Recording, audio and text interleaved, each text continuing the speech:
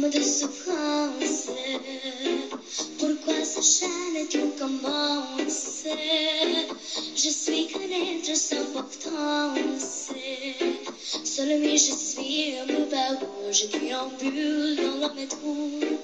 On devrait la danse pour oublier ma peine immense. Je vais m'enfuir où mes douces souffrances.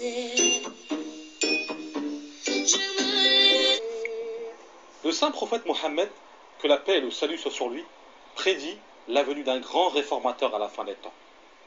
Lui seul pourra aider les véritables croyants à sortir de l'obscurité spirituelle qui régnera à cette époque. Regardons-nous un instant sur l'identité de cet homme tant attendu. Le réformateur sera à la fois le Messie promis et l'imam al-Mahdi.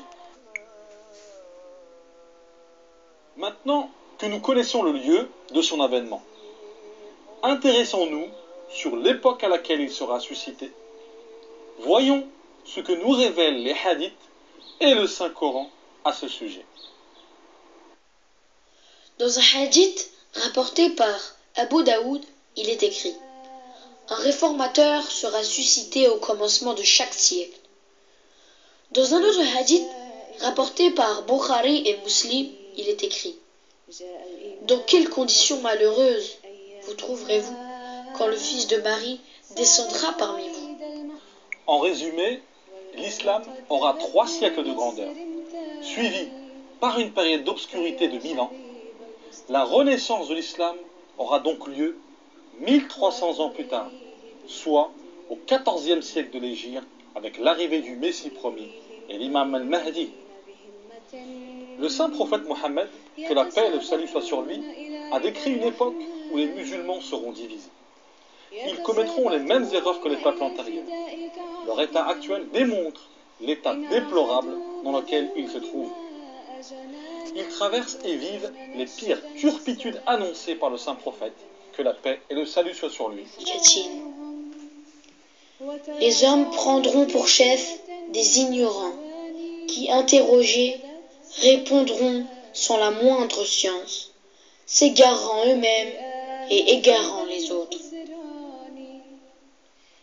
Un temps viendra où de l'islam, il ne subsistera que le nom, et du Coran, que le texte.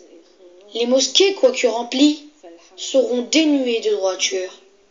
Les ulama seront les pires créatures sous la voûte des cieux. Ils trameront des complots qui se retourneront contre eux. Bonjour à tous. L'apparition d'un réformateur universel que l'on attribue à la venue de ce mystérieux grand monarque portant le titre de Mahdi, et qui devrait se manifester quelque temps avant la fin de notre monde, constituera l'un des signes qui marquera l'histoire de l'humanité. Il était donc logique que le prophète de l'islam, ainsi que certains de ses successeurs légitimes, nous divulguent à travers les hadiths les circonstances et les signes annonciateurs de son approche dans notre plan terrestre. Aujourd'hui, nous abordons une phase de préparation pour que les gens soient en fait avertis de l'imminence de son arrivée. L'un des signes majeurs qui annoncera l'approche de l'avènement de ce grand monarque, alias le Mahdi, sera l'apparition d'une dégradation des mœurs de notre civilisation et du mode de vie humain qui nous oriente vers les stades obscurantistes de l'humanité. Je dirais les stades les plus obscurantistes de l'histoire de l'humanité, un stade qui précède normalement la venue d'un prophète réformateur. En effet, c'est lorsque l'humanité sombre dans l'obscurantisme et que les croyances, les coutumes, les normes, les mœurs et les relations sociales obscurantistes prévalent dans la vie de cette humanité, que la situation économique et la sécurité se dégradent, que la peur et l'inquiétude, les guerres, l'injustice et l'iniquité se généralisent, que l'humanité éprouve le besoin d'une aide divine à travers la venue d'un grand réformateur qui changera le cours de l'histoire de l'humanité. De même, certains hadiths souligneraient comme signe précurseur de cet événement le haut degré de progrès scientifique et technologique que l'humanité atteindra en ces temps-là. Et un autre signe avant-coureur de la venue du Mahdi, signalé par les hadiths, sera la naissance d'un noyau de partisans et de mouvements sociaux, politiques et militaires qui prépareront son arrivée. On peut vous citer les signes sociaux les plus convaincants de l'imminence de son arrivée. Il y aura d'abord une recrudescence de la violence sur une échelle planétaire, Violence qui sera suivie par une injustice grandissante, les peuples étant soumis aux dictats des oligarchies et des régimes despotiques autoritaires, surtout dans les pays arabo-musulmans et certains pays africains. Le deuxième signe sera la naissance d'une iniquité qui ressemble à celle décrite dans la Bible, qui parle aussi de l'apostasie. Ensuite, nous assisterons à une libéralisation des mœurs qui sera la résultante de la mise en œuvre d'un système de gouvernance ultralibéral qui légalisera toutes sortes de perversions. Et comme je l'ai dit dans d'autres vidéos, ce système a été initié pendant la Révolution française de 1789. Du moins, les bases de ce système ultralibéral est né pendant la Révolution française. Dans le monde arabo-musulman, nous entrerons dans une phase de croyance de l'obscurantisme anti-islamique, c'est-à-dire une période qui ressemblera étrangement à celle qui avait précédé l'arrivée du prophète Mahomet, où les cultes idolâtres prédominaient les sociétés de l'époque. Un autre signe majeur sera que le progrès scientifique fera un bond prodigieux, ce qui bien entendu rendra les guerres encore plus destructrices. Aujourd'hui, nous sommes entrés dans l'ère atomique, ce qui est un autre signe annonciateur de la venue d'un nouveau réformateur universel. Quelque temps avant l'arrivée de ce mystérieux grand monarque, nous assisterons à la montée en puissance de certains mouvements de réforme qui prépareront le terrain de ce Mahdi. Dans une de mes précédentes vidéos, je vous avais évoqué le cas de deux mouvements sectaires, les témoins de Jéhovah et les Mormons, plus communément appelés l'Église de Jésus-Christ des Saints des Derniers Jours. D'ailleurs, la simple évocation de ces deux mouvements sectaires était un indicateur de l'imminence de l'arrivée d'un réformateur, puisque lorsqu'on entend parler des témoins de Jéhovah, on pense immédiatement à l'Apocalypse et au jugement dernier. D'ailleurs, comme je le précisais, dans le contenu idéologique de ces deux grandes sectes, ou mouvements ou courants de pensée, se cacheraient des idées qui seront développées dans le futur par ce mystérieux grand monarque. Je parle surtout de l'abolition de la croix, qui est un culte idolâtre. On se prosterne devant une croix en occultant complètement la vraie divinité. L'un des indices les plus convaincants est celui où il est dit à la fin des temps et à l'approche de l'heure qui constitue la pire des époques apparaîtront des femmes dévoilées, nues, courant vers les plaisirs et légalisant ce qui est illégal. Les quelques lignes de ce hadith seront en fait la conséquence de cette dégradation des mœurs qui avait été inspirée par les forces maléfiques et initiée par l'intermédiaire de philosophes et de francs-maçons. L'apparition de femmes dévoilées doit correspondre à nos sociétés actuelles où les publicités nous présentent quotidiennement l'image de femmes à moitié nues, que les médias répandent sur toute la planète. Et je dirais que ce hadith fait aussi référence à cette pornographie galopante qui touche plusieurs secteurs de notre société et qui pervertissent à petit feu toutes les nouvelles générations. Puisque à cette époque, la pornographie, grâce au réseau internet, se diffuse dans les coins les plus reculés de la planète. Donc désormais on peut pervertir des esprits même s'ils se trouvent dans la forêt amazonienne. Il suffit que cette personne ait un réseau et du courant électrique pour pouvoir immédiatement entrer dans le vice de la toile internet, qui est cette pornographie qui, comme on s'en doute, est un signe annonciateur de ce qui nous attend réellement et de la dégradation, je dirais de la décadence de nos sociétés même. Lorsque les musulmans parlent du réformateur, ils pensent que le Mahdi viendra restaurer l'islam pour ensuite le répandre sur toute la planète. Là, je pense qu'ils se tromperaient un peu quand même. Certes, le Mahdi sera un réformateur, mais pas dans le sens que beaucoup de musulmans s'imaginent. Il apportera avec lui un nouvel enseignement religieux qui viendra compléter celui de l'islam et du christianisme. Par exemple, il nous en apprendra beaucoup plus sur le monde des esprits, c'est-à-dire des âmes désincarnées. Il intégrera dans son dogme de nouvelles données dites spirites. Il nous apportera une nouvelle technologie, nous divulguera certaines informations concernant l'existence des mondes extraterrestres. D'ailleurs, certains corps expéditionnaires venant de ces mondes lointains auraient déjà abordé notre système solaire. Et ça, nous le savons depuis 1947, date du crash de Roswell. Crash de Roswell qui explique pourquoi les Américains ont voulu visiter le sol lunaire, puisqu'ils étaient persuadés que nos visiteurs extraterrestres y avaient installé des bases. Et le vol vers la Lune était conçu pour vraiment être sûr de cette présence de base. Sachant que ce mystérieux grand monarque qui portera le titre de Mahdi reprendra progressivement le contrôle de notre monde et il entrera nécessairement en contact avec nos visiteurs extraterrestres. Bon, l'un des signes annonciateurs de son arrivée sur Terre avait été prophétisé par le prophète de l'islam il y a de cela 1400 ans.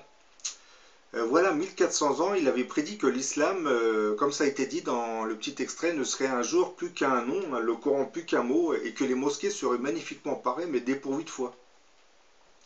En ces temps troublés, l'esprit de l'islam ne serait plus, et la religion deviendra une coquille vide, réduite à ses rituels. Des imams corrompus provoqueront des conflits, ajoutait-il. Un temps viendra pour ma nation où rien ne restera du Coran à part sa calligraphie, où rien ne restera de l'islam à part son nom. Les gens s'en réclameront tout en étant les plus éloignés. Leurs mosquées seront bien ornées mais vides de foi réelle. Et les savants de cette époque seront les pires savants sous l'ombre du ciel.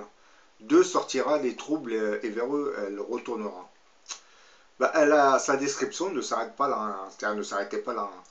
Il continue de nous dire: quand la dissension régnera, un groupe de jeunes gens immatures et stupides verra le jour et voudra détourner la foi. Leurs discours seront séduisants, mais ils commettront les pires atrocités. Face à leur surenchère de prières et de jeûnes, les autres musulmans feront piètre figure. Ils ne comprendront rien à l'esprit du Coran. Ils n'en régurgiteront que des passages soigneusement choisis en vue de recruter de nouveaux membres. Pour le prophète, ces groupes seraient la lie de la création.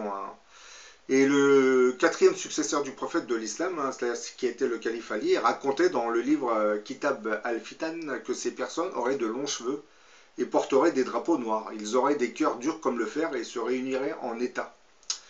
Il a aussi fait mention d'alliances rompues, de mensonges et de noms évoquant leur ville, comme par exemple celui du calife de l'État islamique, Abu Bakr al-Baghdadi. Vous voyez, c'est des gens qui prennent des noms de villes, voilà. Et comme vous venez de l'écouter, cette prophétie vieille de 1400 ans semble évoquer le profil des combattants de Daesh, dont vous voyez une image avec des cheveux longs. Il y a 1400 ans, le prophète de l'islam avait prédit l'apparition de ce mouvement. En France, lorsqu'une attaque par exemple terroriste est lancée par un délinquant radicalisé, nos médias s'empresseront de lui attribuer une identité islamiste, une manière indirecte de discréditer une religion islamique qui en fait n'est pas vraiment responsable de ce que ces gens font. La grande majorité de tous ces djihadistes radicalisés étaient en fait assez éloignés de la religion islamique. Comme le précise si bien la prophétie, ils n'ingurgitent que du Coran que certains passages bien précis qui sont choisis pour servir leurs intérêts surtout. D'ailleurs, le terroriste de Trèbes était connu des services de police pour ses méfaits de délinquance comme beaucoup d'autres djihadistes. Il avait entre autres déjà été condamné en 2011 pour port d'armes, 1 mois de prison avec sursis, et en 2015 pour détention de drogue et refus d'obtempérer. Un délit pour lequel il avait écopé d'une peine de 1 mois de prison, peine effectuée à Carcassonne.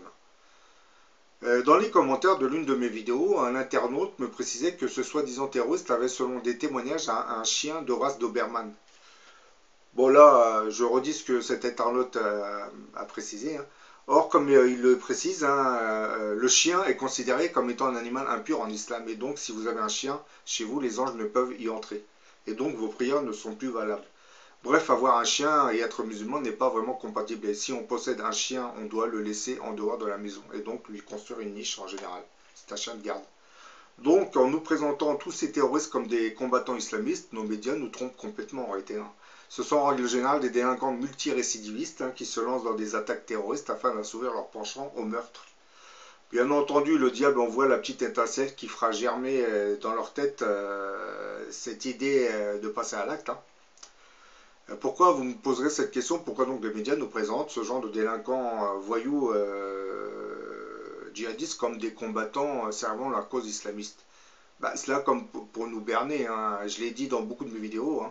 On occulte les antécédents de délinquance de l'individu tout en mettant l'accent sur le côté djihadiste afin de tout cadrer sur cette stratégie qui consiste à fabriquer le danger islamiste. Et comme je l'ai souvent dit, en période de crise économique, l'oligarchie régnante a besoin d'orienter le mécontentement populaire vers un bouc émissaire tout désigné. Et tant que perdureront les attaques terroristes, nos gouvernements continueront d'occulter les vrais problèmes sociaux du pays. Tout en se lançant dans une politique ultra répressive, ultra sécuritaire, qui va réduire vos libertés comme peau de chagrin. D'ailleurs, actuellement, nous sommes en train de rentrer dans une société ultra répressive. Vous n'avez qu'à voir le nombre de personnes qui sont interpellées parce qu'ils ont osé dénoncer certaines choses, surtout sur l'attaque de Trèbes. Hein. Il suffit de dénoncer quelque chose et vous êtes convoqué par le commissariat. C'est un peu comme Charlie. Vous vous souvenez de l'histoire de Charlie. Hein. Ceux qui étaient contre Charlie étaient des suspects potentiels. C'est-à-dire, il faut suivre la pensée unique. Hein. Si vous ne suivez pas la pensée unique de la franc-maçonnerie, hein, parce que comme vous le savez, Charlie Hebdo, beaucoup de gens qui travaillent dans Charlie Hebdo étaient adeptes de la franc-maçonnerie. Hein. Si vous ne voulez pas suivre la pensée unique que nous impose cette franc-maçonnerie, eh ben, cette franc-maçonnerie vient vous chercher par l'intermédiaire des forces de l'ordre. Oui, c'est dramatique à dire. Hein. Bah là, vous voyez l'image de deux combattants de Daesh avec leurs cheveux longs. Hein. Ça a été prophétisé il y a de cela 14 siècles. Hein. Et le drame, c'est que Daesh, Al-Qaïda comme Daesh, hein, sont apparus dans cette région qu'on appelle le Khorasan, hein, et qui, d'après la prophétie, annonce c'est-à-dire nous explique que lorsque ces bannières noires surgiront, le Mahdi, du moins le Mahdi apparaîtra, se manifestera logiquement. Ces bannières noires sont un signe annonciateur. Bien entendu, je tiens à préciser que Daesh comme Al-Qaïda, eux, ne savent même pas qu'ils sont instrumentalisés pour nous indiquer que le Mahdi va pas tarder à arriver. Et ce Mahdi, lorsqu'il arrivera, bah, il entrera automatiquement en conflit avec Daesh. Hein. Parce que comme je l'ai dit, Daesh c'est un groupuscule nationaliste irakien, hein, qui a pris l'étiquette islamiste hein, pour pouvoir reprendre le territoire irakien, parce que comme vous le savez, les Américains, lorsqu'ils ont occupé l'Irak, ont détrôné les sunnites, hein, la minorité sunnite qui dirigeait le pays, hein, et ont permis à la majorité chiite de reprendre la gouvernance du pays. Et cette minorité chiite, qui composait la majorité de l'armée irakienne, s'est disloquée. Et lorsque Daesh s'est manifesté, d'ailleurs quand vous voyez c'est qui les leaders de Daesh, hein, c'est les messieurs qui buvaient la petite bière et qui s'amusaient beaucoup. Ils ont laissé pousser leur barbe et leurs cheveux pour se faire passer pour des messieurs islamistes. Et lorsque les anciens militaires de l'armée de Saddam ont vu Daesh arriver, ils se sont empressés de les rejoindre, ce qui est devenu plus un mouvement nationaliste laïque que religieux.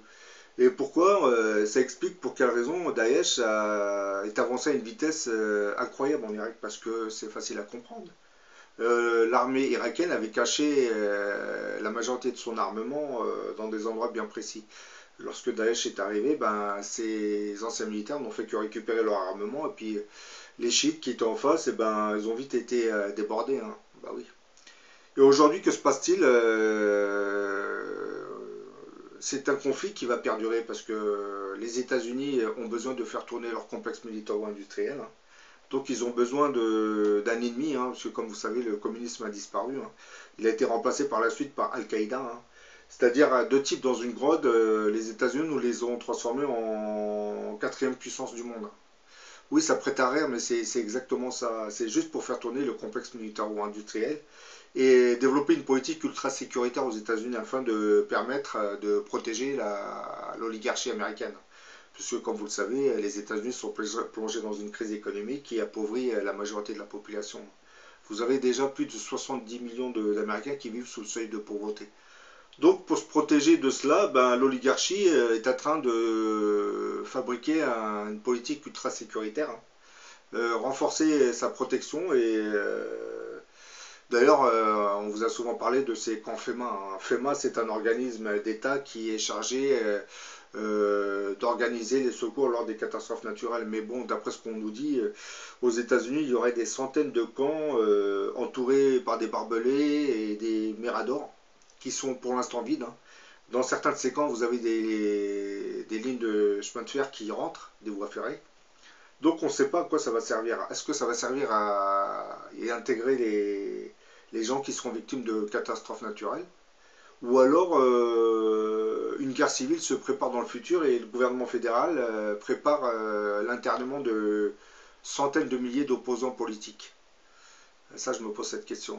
On va se retrouver dans la même situation en France aussi. Bon, j'en ai fini avec cette... le drame avec Daesh, c'est que grâce au support médiatique Internet et aux paraboles télévisées, tous les méfaits de ce groupuscule terroriste nationaliste se répandent sur toute la planète. Hein, ouais.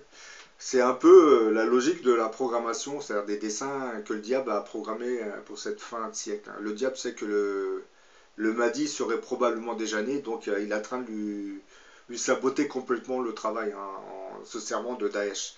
Oui, certaines personnes vont me dire pourquoi je suis vraiment sûr que le diable se cache derrière Daesh. C'est de la logique.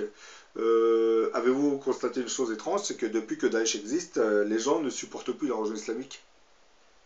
Ben oui, il faut voir les choses à long terme, pas à court terme. Hein. Donc, ça me permet de dire que Daesh, en réalité, ne sert pas l'intérêt de la religion islamique. Au contraire. Il a été conçu pour la discréditer et permettre au gouvernement européen et américain d'occuper l'esprit de leur peuple pour les détourner des vrais problèmes sociaux et ainsi maintenir une sorte d'idée, du moins induire dans l'esprit de l'opinion cette peur hein, qui va permettre à nos gouvernements de légiférer sur des lois encore plus sécuritaires. Et cela pour protéger les intérêts des oligarchies. Hein. Les oligarchies, c'est les banques et les grands groupes industriels. Hein. C'est un peu eux qui contrôlent, du moins qui ont pris le contrôle économique et politique de nos nations.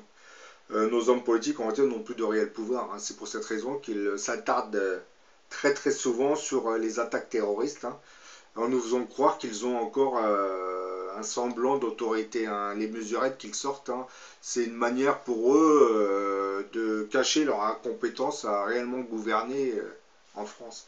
Surtout depuis que Bruxelles impose son dictat économique à toutes les nations, hein, puisque comme vous le savez maintenant, les oligarchies, quand je dis les oligarchies, les multinationales se servent de Bruxelles pour aller déposer des amendements et des textes de loi afin de servir leurs intérêts. Ce qu'ils ne pourraient pas faire à un niveau national, ils l'obtiennent désormais grâce à l'Union économique européenne.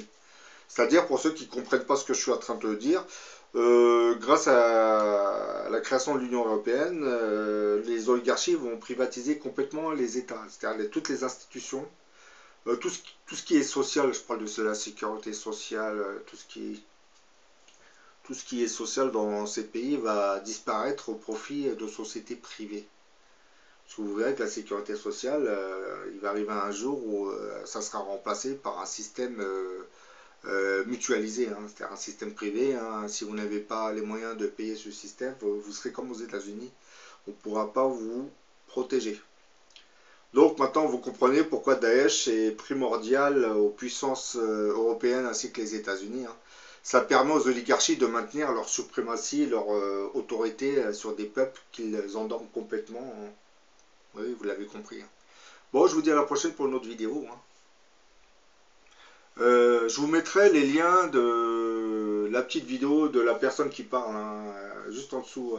Je vous ai pris les passages qui correspondraient le plus à la thématique de ma vidéo. Lorsque vous verrez cette vidéo en son intégralité, bon, il va dire des choses dont je n'adhère pas à ce qu'il va dire. Je vous mettrai aussi le lien de la vidéo de la chanson de la petite Elena Asna, hein. Dernière danse, hein, parce que je pense que certains vont vouloir l'écouter dans son intégralité aussi. Hein. Allez, à la prochaine.